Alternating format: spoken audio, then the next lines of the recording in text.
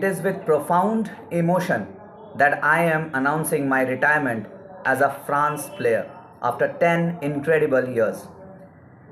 It is time for me today to turn a page and hand over to the new generation.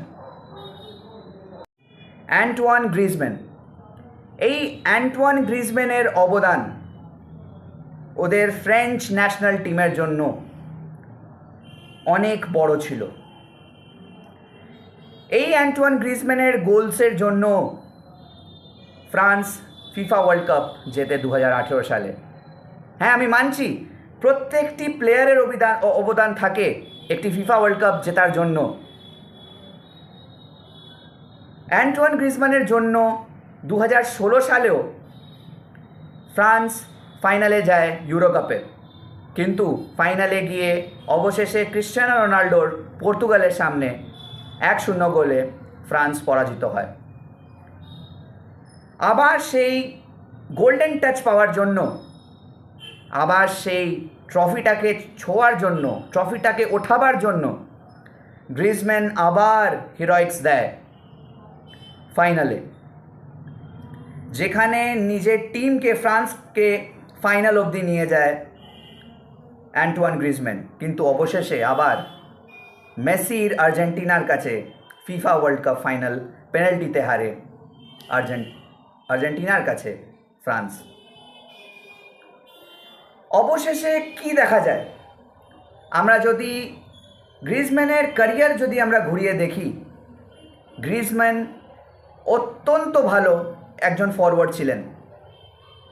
নিজের দেশ, নিজের club, প্রত্যেকটি ক্লাবের জন্য, যেই ক্লাবের জন্য উনি খেলেছেন, যেই ফরমেশনে ওনাকে খেলানো হয়েছে, যেই পজিশনে ওনাকে খেলানো হয়েছিল, প্রত্যেকটি পজিশনে গ্রিজম্যান ভালো খেলে এসছে। প্রত্যেকটি পজিশনে ওনার শুটিং রেঞ্জ, ওনার ড্রিবলিং, ওনার পাসিং, ওনার ক্রসেস সব সময় চর্চিত থাকতো। অ্যান্টোয়ান গ্রিজম্যান নিজের জাতীয় দলের জন্য 44খানা গোল করেছিলেন, 44। এই 44 গোল করার জন্য উনি নিজের দেশের 4th highest leading goal scorer হয়ে আছেন। উনি 137খানা ক্যাপস পেয়েছেন নিজের জাতীয় দলের জন্য।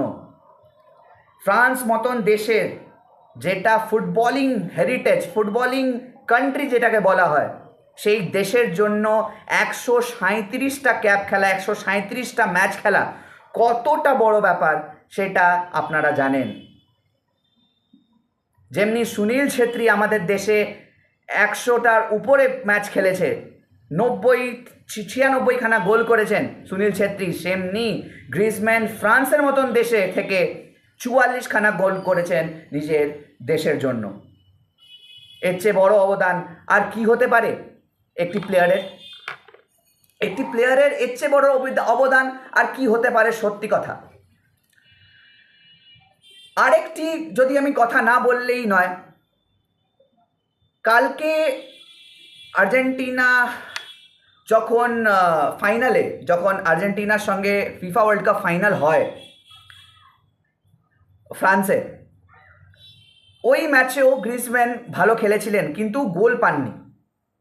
কিন্তু সব সময় একটি প্লেয়ার গোল পায় না, এটা আমিও জানি, আপনারাও জানেন, সবাই জানে একটি প্লেয়ার সব সময় গোল পায় না।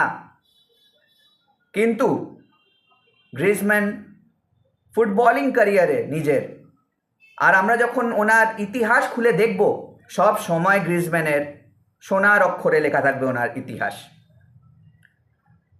গ্রিজম্যান ফাইনালি রিটায়ার নিলেন ইন্টারন্যাশনাল ফুটবল থেকে। অবশ্যই আমরা এখনও গ্রিজম্যানকে দেখতে চলেছি ক্লাব ফুটবলে, যেখানে উনি অ্যাথলেটিকো ম্যাড্রিডের সঙ্গে মাতিয়ে ফুটবল খেলবেন। আশা করি ওনার পরের চ্যাপ্টারটি লাইফের ভালো কাটবে।